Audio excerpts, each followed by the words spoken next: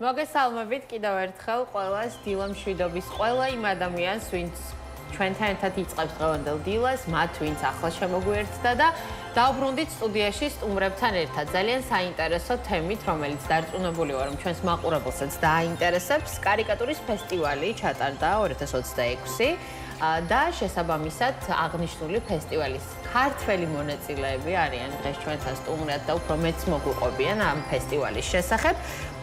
კარიკატურისტი კემო და კარიკატურისტი ზურაბ სულაკაური შემოგვიერთდნენ. მოგესალმებით.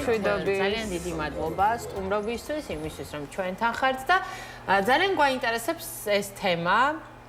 ვიცით რომ ეს ფესტივალი ყოველწლიურად ტარდება და ზოგადად ჩვენი ჩართულობის შესახებ რომ ვისაუბროთ, ვინ იყო, ესე ვთქვათ, წარდგენილი საქართველოს სახელით ამ ფესტივალზე, როგორ ჩაიარა, მოკლედ აი ყველაფერი, ყველა დეტალი გვინდა რომ მოგვიყვეთ. კემო, თქვენგან დავიწყოთ. აი როგორც თქვენ ახსენეთ, ყოველწლიურად ტარდება ეს ფესტივალი. ესე იგი ფესტივალს ქვია სახელწოდებით ევროკატურა. მსოფლიოში სიდიდით მეორე ადგილზე არის, მასშტაბური ფესტივალია ძალიან. პირველი მოგეხსენებათ ამერიკაში ტარდება ხოლმე და იმას ქვია ისკა. და რა თქმა უნდა, ბევრი ფესტივალი არსებობს მსოფლიოში სხვადასხვა ქვეყანაში, მაგრამ ეს არის განსაკუთრებული იმით, რომ ყველა თითქმის ძალიან ბევრი ქვეყნის მხატვარს აქვს შესაძლებლობა, რომ მიიღოს მონაწილეობა და ჩაერთოს. დაახლოებით 65 მხატვარი იყო ახლა ამჯერად ამ ფესტივალზე. და 19 თუ 20 ქვეყანა იყო, მოკლედ 20 ქვეყნის 65 მხატვარი იყო და ძალიან მრავალფეროვანი იყო თვითონ სტილი კარიკატურის. რა თქმა უნდა, კარიკატურა ხო ერთი და იგივე სტილი არ არის. და მთლიანობაში ძალიან კარგად ჩაიარა ყველაფერმა. მე თან საქმეს მივხედავ. კი ბატონო, შემოგან და დაგხატოს, უთხრეთ ჩვენს მაყურებელს. შენი, აი როგორ მიმდინარეობს ზოგადად ეს კონკურსი? რა ევალებათ კონკურსის მონაწილეებს? უფრო დეტალურად ხომ მოგვიყვეთ? წელს სხვადასხვა თემები არის.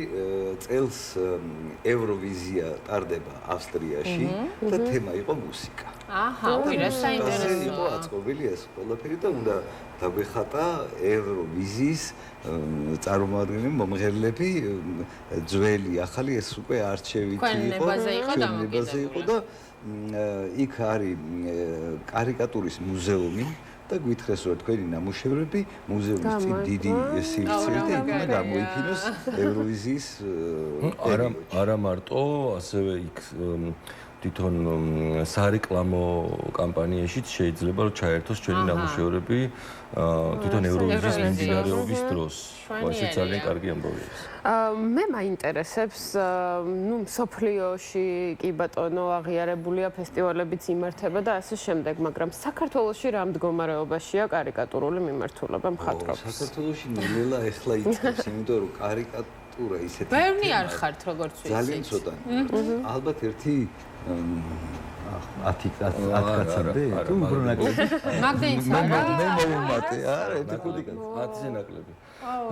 ის რა არის, დიდი ისტორია გვაქვს კარიკატურის მიმართულებით საქართველოში. თავის დროზე, ეშმაკის მათრახი გამოდიოდა და გეცოდინებათ ნიანგიში ხო საერთოდ ყველა კარიკატურისტის ის იყო თავშესაყრელი და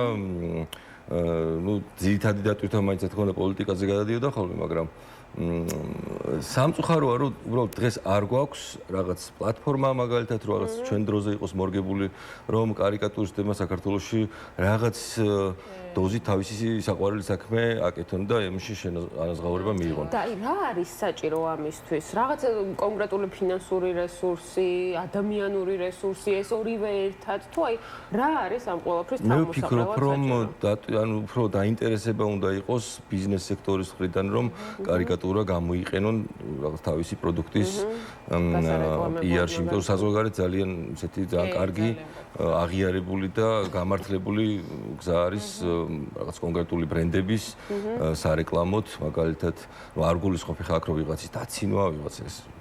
ცალკე იარაღიც არის კარიკატურა, მაგრამ ამ კუთხით არ გულისხმობ.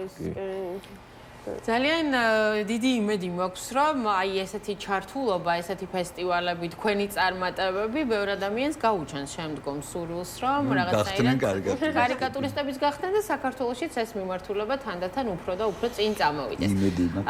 რამდენი ქვეყნიდან იყვნენ წარმომადგენლები? 19 ქვეყანა იყო. თუ 19 და 65 კაცი ვიყავით, ყველა ქვეყნიდან იყვნენ და საინტერესო იყო ამ ჯგუფის ურთიერთობა. ხო, აი ეს კოლეგებმა როგორ გაცვალეთ კომუნიკაცია აი ერთმანეთთან. კარიკატურა ხო იუმორია. და ისეთი გიჟები იყვნენ. პირაზე დადიოდნენ და სულ აი სიცილი კადრს მოვკარი ახლა მეც თვალი, სულ იუმორში გავატარეთ და კარგი იყო მათთან ურთიერთობა. ძალიან თავისუფალი გარემო იყო. ადამიანებს შეეძლოთ იქ კლავიში იდგა, შეეძლოთ დაეკრათ, ზოგს hang drum იქონდა წამოღებული უკრავდა, ზოგს აბსოლუტურად თავისუფალი, ზოგი სვამდა, ზოგი მღეროდა და დამხატავდი თამაშობაში 24 საათი ჩართული იყო ეს განათებები ყველაფერი და იქ დიდი პავილიონი ქონდა, ყველას თავთავისი მაგიდები და იქ მიდიოდა სამუშაო ეს კრეატიული პროცესი. ზოგადად მხატვრობას საკუთარი მიმართულებები აქვს. ასევე ერთ-ერთი მიმართულებაა კარიკატურა. თუმცა კარიკატურას თუ აქვს კიდევ შიგნით სხვადასხვა მიმართულებები, ეს საინტერესოა. კი, აი, ვის როგორი ხედავ. ჩემ შემთხვევაში მე სურეალისტი მხატვარი ვარ და დიდი ხანი არა, რაც დავიწყე კარიკატურირების ხატვა, მასწავლებელია კემო. ზალიკომ ვერ მასწავლა. შინაური მღვდლის ამბავი იყო. არის და კემო ჩემი პედაგოგია და შარშან ვიყავი პირველად. ეხლა კემოც და ზალიკოც ხშირად დადიან ხოლმე ეგეთ ფესტივალებზე ამერიკიდან დაწყებული და მე რო წავედი, მე დავიწყე კარიკატურა. ანუ მიმართულებები არის თავისუფალი. ვინ როგორ ხედავს, კი არის სწავლებადი რაღაც, მაგრამ ყველას არ შეუძლია. ძალიან ურთულესი მიმართულება არის კარიკატურა, იმიტომ რომ ეს მართლა სურეალისტური არის.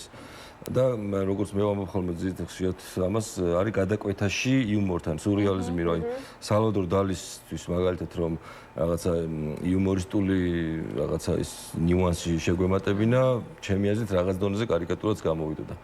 ანუ სურეალიზმისა და იუმორის კვეთა ის რა კარიკატურა. უნდა დაანგრიო, მაგრამ ლამაზად, რომ ის არ იყოს აუცილებლად ანატომიურად უნდა დაანგრიო და სწორი უნდა იყოს. თუმცა მე ვფიქრობ, რომ გარდა აი ამ რაღაცა ნიჭისა, რაც სჭირდება მხატვარს, საჭიროა რაღაცა ცოტა კრეატიული აზროვნებაც ალბათ, როდესაც კარიკატურასთან გაქვს საქმე. იუმორი უნდა გქონდეს. ხო, იუმორი. ფანტაზიაც თავისთავად უნდა გახსნა. ფანტაზია ხო, აი, რამდენად რთული იყო თქვენთვის, როგორც დამწყებისთვის ამ შემთხვევაში? თავიდან რთული იყო, იმიტომ რომ ზალიკომ მითხრა, აჰა, სურათები და მოდი აბა დახატე, პორტრეტი გამომდიოდა. ხო და მე კემო მითხრა, რომ აი მოდი ისე დაანგრიე, რომ არ იყოს შეუროც ყოფილი და იყოს რაღაც სასაცილო, საინტერესო და თავარი ხასიათი. მე უკვე თავისუფლად. ყოველთვის გონიათ ხოლმე რომ აი კარიკატურა მაგალითად, ნუ არა მხატვარ საზოგადოებას გულისხმობ, რომ აი თქვათ არ გამოუვიდა რაღაცა ხატავდა სერიოზულ პორტრეტს, ვერ დახატა და კარიკატურასავით გამოვიდა. არასდროს შეხედულება არის. პირიქით, ანუ პორტრეტებში უნდა იყოს, ესე იგი, უკვე გამოწურთნილი. კი და მე გადადიხარ ამის მერე უკვე კარიკატურებში უფრო ზედასაფეხურია საკმაოდ რთული. მოდი მაშინ ასე დავსვამ შეკითხვას, როგორ ისწავლება კარიკატურა?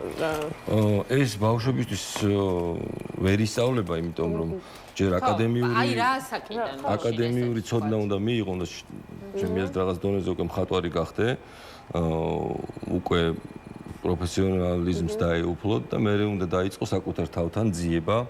ეს უკვე მაგას უკვე ვეღარ ისწავლებ. შენ თავთან უნდა დაიწყო ძიება და მოძებნო შენში სად არის ის ფუნდამენტი, საიდანაც გააღვივებ კარიკატურას. აი ეს არის ყველაზე ესეთი მნიშვნელოვანი. საინტერესოა სკოლა, მან რაიმე მსგავსი სააღმზრდელო დაწესებულება თუ არსებობს, სადაც შეგვიძლია ხომ კარიკატურა ვისწავლოთ. აქ არა. ოფიციალურად ესე სკოლა არა, მაგრამ თუმცა მე ხა მოსწავლეები მყავს ხოლმე და ვისაც სრულებს მოსდილებს, ვასწავლი ხოლმე და რა თქმა უნდა მიხარია, როცა ადამიანს ინტერესი უჩნდება, რომ კარიკატურა შეისწავლოს, ან ხო, თუმცა ინტერესი ერთია, რომ ასე ინდივიდუალურად ვიღაცას გაუჩნდეს სურვილი, შეიძლება ეს იყოს მხატვარი ან დაინტერესებული ადამიანი მხატვრობის მიმართულებით, მაგრამ მეორე არის, რომ უშუალოდ რაღაც მოწოდებების ხასიათი მიიღოს ამან და როგორც ვთქვათ, სხვა მიმართულებებს უკეთდება პოპულარიზაცია, ასევე გაუკეთდეს კარიკატურასაც. ძალიან გულდასაწყვეტია, რომ საქართველოში ამის შესაძლებლობა არ აქვს არც მხატვრებს და არც ვთქვათ იმ დამწყებებს, რომელთაც აქვთ სურვილი, რომ საკუთარი თავი ამ მიმართულებით განავიწყდეს. აი ამაზე გეტყვით, კემოს მოსწავლე იყო მიშკა დადულაშვილი, რომელიც ახლა ჩემი მოსწავლეა და წავიყვანეთ ამ ფესტივალზე და დაიწყო კარიკატურების ხატვა. პირველი ნაბიჯები ერთად სხვადასხვა ამისი შვილიც გოგოც კარიკატურისტია. ზურას მოსწავლე არის, მაგრამ ნუ კარიკატურებსაც ხატავს და მიხარია რომ არიან ძალიან ახალი თაობა მოდის. ხო, არიან ისე ცოტა, მაგრამ მაინც რომ აგრძელებენ ამ დარგს. და თანდათან ალბათ კიდევ და კიდევ თავარი არის мотиваცია ქონდეს, რაღაცა სურვილი ქონდეს და მე თავისუფლად იხსნებიან. აი мотиваციაზე რომ ვისაუბროთ, მსგავსი ტიპის ფესტივალები რა мотиваციას უჩვენს მხატვარს, რომელიც უშუალოდ კარიკატურებზე მუშაობს? ჩემ შემთხვევაში როგორ იყო, აი შარშან რო მივდიოდი, მე მეგონა რომ ეხლა მე რა კარიკატურებს დავხატავ, ივალ ადამიანებს გავიცნობ, დამხატავენ, ვიდეოს გადავუღებდი მაგალითად ზალიკოს და კემოს რა. ეგრე მითხრეს რომ შენ რომ მონაწილეობის ფული გადაიხადეო და გინდა ნახავ. მე ვთქვი მე თქვენ გიჩვენებთ ეს მე და ეგრე გამიხსნა. ყველაფერში რაღაცა мотиваცია რა როგორ უნდა დაიწყო. კემო, როგორც გავიგეთ, თქვენ უკვე ბევრი წელია რაც გავს ფესტივალებში იღებთ ხო მონაწილეობას. აი წლიდან წლამდე თუ არის რაიმე ცვლილებები ან ახალი ხელოვანები თუ ემატებიან, აი როგორც ბატონი ზურა შეემატა სხვადასხვა ქვეყნებიდან და კიდევ თუ იზრდება წლიდან წლამდე პოპულარიზაცია ამ მიმართულებით. საერთაშორისო ასპარეზზე მინდა გითხრათ, რომ ძალიან ყოველწლიურად იხვეწება ეს ანუ კარიკატურის ტექნიკური საკითხიც, ასევე ფესტივალების უფრო და უფრო მეტი მრავალფეროვნება მატულობს. მე დაახლოებით 20-21 წელია, რაც ამ მიმართულებაში ვარ ჩართული და მაშინ სამწუხაროდ მსოფლიო უფრო დიდი ჩანდა და დიდი იყო, ეხლა დაპატარავდა სავით და უფრო მარტივი გახდა ხელმისაწვდომობა სხვადასხვა ფესტივალზე საზღვარგარეთ და მაშინ ახლა ინტერნეტი რო ახალი იყო ხილი ჩვენთვის და შემოსული რო იყო რაღაცა ვებსაიტებიც Facebook-ი არ არსებობდა სხვადასხვა საიტებზე იყო ესეთი პლატფორმები სადაც მხატვრებს შეეძლოთ თავიანთი ნახატების ატვირთა და იქ კონკურსები ტარდებოდა ხოლმე ფოტოშორის მახსოვს კი რაღაც საიტები იყო და მანდ ვიღებდი ხოლმე მონაწილეობას აქტიურად ნუ აი მაგ დროს გეუბნებით 2008-ში, 7-ში აი მაგ წლებში და იქიდან დავიწყე. მე ნუ რაღაც რამდენიმე ფესტივალზე სამეულში მოვხდი, მე რაღაც мотиваცია მქონდა რომ აი გამემარჯვებინა რაღაცა ის დაისახავ მიზანს და ორჯერ ავიღე პირველი ადგილი ამერიკაში და ისქას ფესტივალზე, ეგეც ძალიან დიდი мотиваცია გახდა ჩემთვის რომ მომავალში უფრო მეტი გამეკეთებინა და ჩემი თავისთვის მებიძგებინა რომ აი გეტყვით მოკლედ გეტყვით რომ აი რა არის ჩემთვის მაგალითად მიზანი რომ კარიკატურას ჩემი აზრით როგორც აი მუსიკაში ფრისტაილი რო არსებობს არ აქვს ლიმიტი. სადამდე შეიძლება რომ გააკეთო უტრირება ამ პორტრეტული კარიკატურისტი ვარ. აი ვერ პოულობ სად არის ლიმიტი. ესე იგი აი ყოველთვის რასაც როგორც არ უნდა გაწელო ეს სახის მიმიკები და თან დარჩემს გავსებასთან მაინც სადღაც უსაზღვრო არის და კიდე შეიძლება უარესი მის მდგომარეობის გადმოცემა. ძალიან საინტერესოა ეს ყველაფერი. მე ერთი კითხვა გამიჩნდა ახლა. ჩვენ კი ვართ უკვე მიჩვეულები, რომ ორი ერთნაირი ზალიკო და ზურიკო ჩვენც არაერთხელ ყოლია სტუმრად, მაგრამ აი იქ როგორი რეაქცია ქონდათ? როგორ დარჩა ყველაფერს მომოყვები როგორ ხატავდნენ მაინც რა. ისე ძალიან დავაბნიეთ. ახაც ხო იბნებიან და ყველას ისეთი იმორები მიდიოდა იმაზე. ხო ესე იგი აი ძალიან სასაცილო. იმათი თვალით დანახული ორი ზემოთ წელს ქვემოთ ხუნდებოდით მიდიოდა. ძალიან სასაცილო ამბები მიდიოდა. ერთად გაერთიანებული და ორთავიანი და ერთს გეტყვით ოღონდ ისეთი არ ძალიან მწვავე და არსებობდა. უარესებიც იყო მაგრამ ესე იგი ეს ორგანიზატორი ყვება სცენაზე რო ესე იგი შევედიო კაცო აქ საპირფარეშოშიო ფესტივალის და ვხედავ ახლა პისუართან მდგავარ ხო და გვერდზე დამიდგავ ახლა რომელი იყო არ ვიცი რა ერთ-ერთიო დამიდგავ და მაშინ არ ვიცოდიო რომ ეს ორნი იყვნენ და თან ერთნაირად აცვიათ რა წითლები და გავხედე ხო კარგი მაგრამ ეხლა წავიდავ ცოტა ხანში აქედან დამიდე იქიდან ის ერთი და იგივე არის თუ რა დავიასოჭი მართა თუმცა ბევრად მოუარეს ბევრი კურიოზული სიტუაცია შექმნით ესე იგი ფესტივალზე და მუზად იყავით ყველასთვის რამდენი ნახატი დააგროვე აბა შენ ალბათ ბევრმა დაგხვატა და ერთი იყო შიდინგი ჩინელი მხატვარი რომელიც არის შუქჩრდილების მეფედ წოდებული და იმან დამინახა გადამიღო სურათ დააჭდა და საოცარი ნახატი დახატა რა მაგარია და ეს ნახატები წამოიღეთ ალბათ ხო სამახსოვროდ როგორც ისე თემატური ნახატებს ხატავთ ხოლმე ერთმანეთსაც საჩუქრად ხატავთ ხოლმე ნახატებს და ძალიან კარგი აქტივობა და აი მსგავსი ფესტივალები რომ საქართველოში ტარდებოდეს ბევრი ახალგაზრდა ჩაერთვებოდა და мотиваციაც გაჩნდებოდა რომ უფრო მეტად და აქტიურად ჩავერთოთ საერთაშორისო ასპარეზზეც აქედან რა არის საჭირო იმისთვის რომ მსგავსი ფესტივალი ჩატარდეს ფული პირველ რიგში პირდაპირ იმიტომ რომ იაფი არ ჯდება ეგეთი ფესტივალი აი წარმოიდგინეთ ახლა რომ ჩვენ გვაქვს იმის საშუალება რომ ჩამოვიყვანოთ 60-70 მხატვარის საერთაშორისო მიდან სხვადასხვა ქვეყნებიდან და წარმოიდგინეთ რამხელა რეკლამა არის ქვეყნის სახელის გატანა არის ჩვენი ქვეყნის საერთაშორისო ძალიან დიდი რეზონანსს მოყვება და იმათთვისაც ძალიან სასიხარულო არის რომ აქ ჩამოვიდნენ და ჩვენ კულტურას უფრო ახლოდან კი ბატონო თანდათან მივდივართ ბოლოსკენ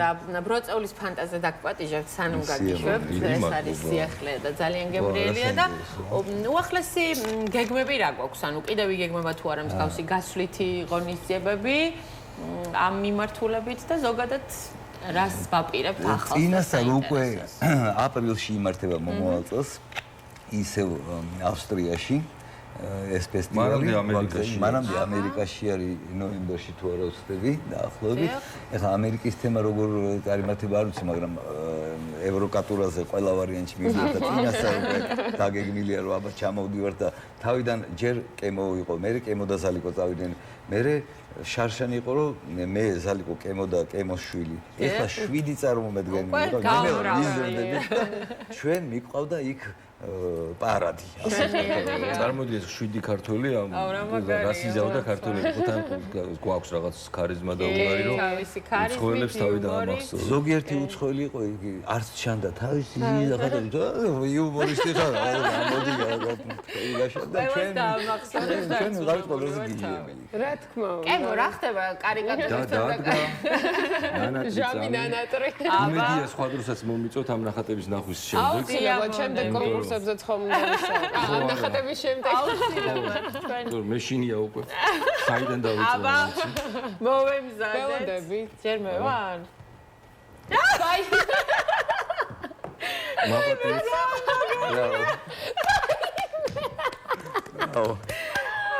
ძალიან მაგარია უხმესი მადლობა ესეთი არაჩვეულა მე თუ ჩემი ეს სამახსოვროდ ძალიან დიდი მადლობა ძალიან ვაჩვენოთ თაკო კადრში ჩვენი არაჩვეულებრივი კარიკატურები რომელიც კემომ გვისახსოვრა უღრმესი მადლობა კიდევ ერთხელ სტუმრობისთვის ბევრ ასეთ საინტერესო ფესტივალს გისურვებთ ბევრ წარმატებას და იმედი მაქვს რომ აი თქვენი წარმატებიდან და ესეთი პოზიტივიდან გამომდინარე უამრავ ადამიანს დააინტერესებთ კიდევ ამ მიმართულებით და დიდი მადლობა თქვენ უღრმესი მადლობა შევახსენოთ ჩვენს მაყურებლებს რომ კარიკატურისტები კემო და ზურაბ სულაკაური იყვნენ დილის გადაცემის სტუმრები